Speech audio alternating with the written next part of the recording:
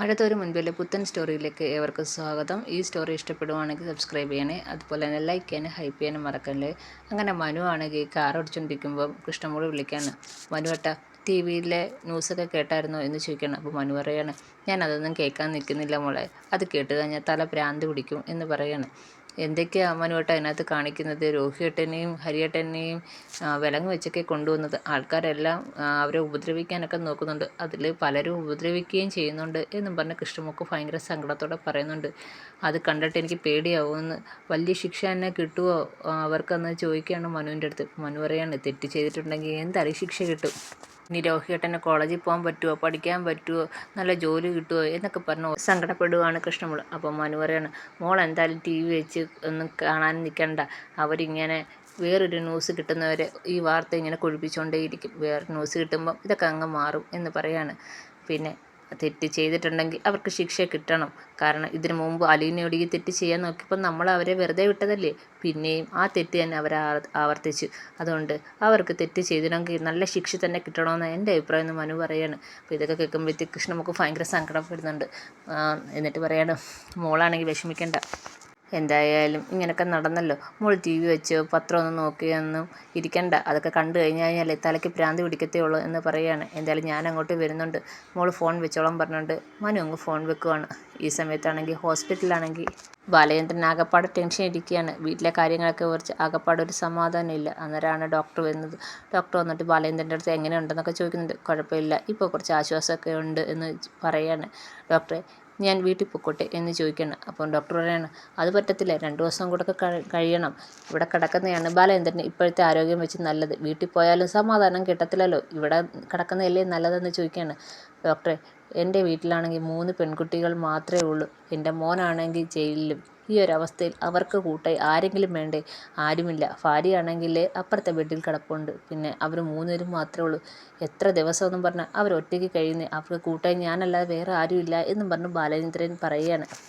അതുകൊണ്ട് എന്നെ ഡിസ്ചാർജ് ചെയ്യണം എന്ന് പറയുന്നത്. അപ്പോൾ ഡോക്ടർ പറയാണ്, ബാലേന്ദ്ര, ഇപ്പോഴും താൻ ഓക്കെ ആയിട്ടില്ല. ഇവിടെ നിൽക്കുന്നതല്ലേ ഏറ്റവും നല്ലത്. വീട്ടിൽ പോയി കഴിഞ്ഞാൽ ഓരോരോ ടെൻഷനും ഓരോരോ കാണുമ്പോഴും കേൾക്കുമ്പോഴൊക്കെ ടെൻഷൻ കൂടിയല്ലേ ഉള്ളൂ. വീണ്ടും അതേപോലെ അസുഖം വന്നുകൂടാന്നില്ലല്ലോ എന്ന് ഡോക്ടർ പറയാണ്. അപ്പം ബാലേന്ദ്രൻ പറയാണ്, ഇവിടെ കിടക്കുമ്പോഴാണ് എനിക്ക് ശ്വാസം മുട്ട്. എൻ്റെ മക്കൾ അവിടെ ഒറ്റയ്ക്കേ ഉള്ളൂ. അവരെ ഒറ്റയ്ക്ക് കിടത്തിയിട്ട് എനിക്കിവിടെ വന്ന് കടന്ന് രക്ഷപ്പെടാൻ തോന്നുന്നില്ല ഡോക്ടറെ എന്ന് പറയുകയാണ്. എന്തെങ്കിലും കാര്യമുണ്ടെങ്കിൽ ഞാൻ തീർച്ചയായിട്ടും എത്തിയേക്കാം, വേറെ ഒരു കുഴപ്പവും ഉണ്ടാവത്തില്ല എന്നും പറഞ്ഞ് ബാലേന്ദ്രൻ ഉറപ്പിടക്കുകയാണ്. അപ്പോൾ ഡോക്ടർ പറയാണ്, ബാലേന്ദ്രൻ്റെ ആഗ്രഹം അതാണെങ്കിൽ അങ്ങനെ തന്നെ നടക്കട്ടെ, ഞാൻ ഡിസ്ചാർജ് ചെയ്ത് തരുന്നുണ്ട്. പക്ഷേ ബോഡി നന്നായിട്ട് ശ്രദ്ധിക്കണം. അതുപോലെ ആവശ്യമില്ലാത്ത ടെൻഷനൊന്നും പാടില്ല. മരുന്നൊക്കെ കൃത്യമായി കഴിക്കണം. എല്ലാം ശ്രദ്ധിച്ചോളണമെന്ന് ഡോക്ടർ പറയാണ് ബാലേന്ദ്രൻ്റെ അടുത്ത്. ബാലേന്ദ്രൻ എല്ലാം ചെയ്തോളാമെന്ന് സമ്മതിക്കുകയും ചെയ്യുന്നുണ്ട്. അങ്ങനെ ഡിസ്ചാർജ് ചെയ്ത് കൊടുക്കുവാണ്. അതിനുശേഷം ഡോക്ടർ വന്നിട്ട് ഗോവർദ്ധൻ്റെ അടുത്ത് പറയുന്നുണ്ട്, ബാലചന്ദ്രൻ എത്രയും പെട്ടെന്ന് വീട്ടിൽ പോകണമെന്ന് വാശി. അതുകൊണ്ട് ഡിസ്ചാർജ് ചെയ്തിട്ടുണ്ട്. വീട്ടിൽ പോയാലും നന്നായിട്ട് ശ്രദ്ധിക്കണം. അയാളുടെ നിർബന്ധപ്രകാരം മാത്രമാണ് ഞാനിപ്പോൾ ഡിസ്ചാർജ് ചെയ്യുന്നതെന്ന് പറയാണ്. അപ്പോൾ ഗോവർദ്ധൻ പറഞ്ഞു, ശരി ഡോക്ടർ എന്ന് പറഞ്ഞിട്ട് നേരെ ബാലേന്ദ്രൻ്റെ അടുത്തോട്ട് ചെല്ലുകയാണ്. അപ്പോൾ ബാലേന്ദ്രൻ്റെ അടുത്ത് ചോദിക്കുകയാണ്, ബാലേട്ടൻ എന്താ പെട്ടെന്ന് ഡിസ്ചാർജ് വേണമെന്ന് പറഞ്ഞ് എന്ന് ചോദിക്കുകയാണ്. അപ്പോൾ ബാലേന്ദ്രൻ പറയാണ്, ഞാനിവിടെ കിടന്നിട്ട് എന്ത് ചെയ്യാൻ, ഇങ്ങനെ ഞാൻ മാത്രം രക്ഷപ്പെട്ട് ഈ ഹോസ്പിറ്റലിൽ കിടന്നിട്ട് എന്താ കാര്യം? എൻ്റെ മക്കളെല്ലാം അവിടെ ഒറ്റയ്ക്കാണ്. അവർ 3 പേർക്കും ആരുമില്ല. അവർ ഒറ്റയ്ക്ക് എത്ര ദിവസം കൊണ്ട് കഴിയുന്നു? ഞാനിവിടെ ഇരുന്നാൽ മതിയോ എന്ന് ചോദിക്കുകയാണ് ബാലേന്ദ്രൻ. അതുകൊണ്ട് ഞാൻ പറഞ്ഞ ഡോക്ടറിൻ്റെ അടുത്ത് ഡിസ്ചാർജ് ചെയ്ത് വാങ്ങിക്കാൻ. പിന്നെ എന്തെങ്കിലും കാര്യമുണ്ടെങ്കിൽ പെട്ടെന്ന് തന്നെ ഇങ്ങോട്ട് എത്താമല്ലോ. പിന്നെ ഇതിൽ കൂടുതലൊക്കെ എന്ത് വരാനാ എന്നും പറഞ്ഞ് ബാലേന്ദ്രൻ വിഷമിക്കുന്നുണ്ട്. എന്തായാലും ഗോവർദ്ധൻ പെട്ടെന്ന് ബില്ലൊക്കെ സെറ്റിൽ ചെയ്യും. എത്രയും പെട്ടെന്ന് നമുക്ക് വീട്ടിലേക്ക് പോകണമെന്ന് ബാലേന്ദ്രൻ പറയുന്നുണ്ട്. ഈ സമയത്ത് വൈജയുടെ അടുത്താണെങ്കിൽ ഒരു നേഴ്സ് വരികയാണ്. നേഴ്സ് വന്ന് മരുന്നൊക്കെ കൊടുക്കാൻ വരികയാണ്.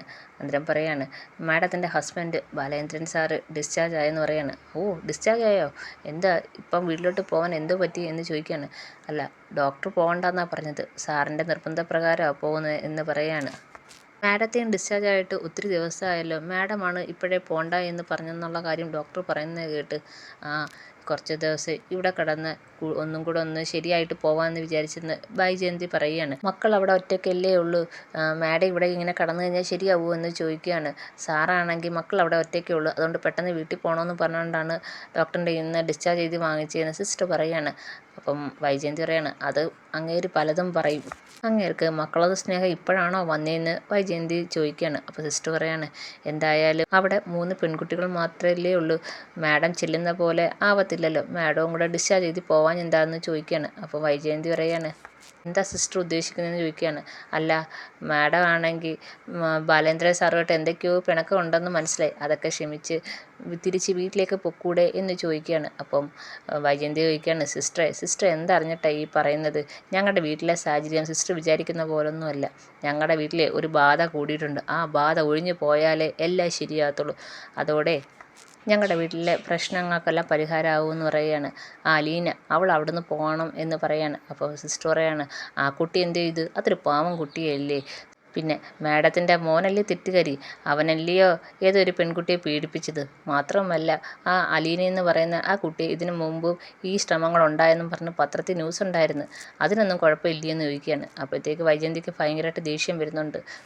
സിസ്റ്റർ ഇത് പറയാനാണോ ഇങ്ങോട്ട് വന്നത്, അല്ലാതെ മരുന്ന് തരാനല്ലേ എന്ന് ചോദിച്ച് വൈജയന്തി ചൂടാവുന്നുണ്ട്. അപ്പോൾ സിസ്റ്റർ പറയാണ്, ഓ ഞാനൊന്നും പറയുന്നില്ലേ, സ്വന്തം മക്കൾ എന്ത് തെറ്റ് ചെയ്താലും അമ്മമാർക്കത് നല്ല കാര്യമാണ്, മറ്റുള്ളവരെ കുറ്റപ്പെടുത്താൻ എന്തൊരു ആകാംക്ഷയാണ് എന്നും പറഞ്ഞ് സിസ്റ്റർ വൈജയെ കുറേ പറഞ്ഞിട്ട് അങ്ങ് പോവുകയാണ്. വൈജയ്ക്ക് അതങ്ങോട്ട് ഇഷ്ടപ്പെട്ടില്ല. വൈജ ഇങ്ങനെ ദേഷ്യം ഇങ്ങനെ കിടക്കുകയാണ്. ഈ സമയത്താണെങ്കിൽ ഡിസ്ചാർജ് വാങ്ങിച്ച് ബാലേന്ദ്രൻ നേരെ വീട്ടിലേക്ക് പോവുകയാണ്.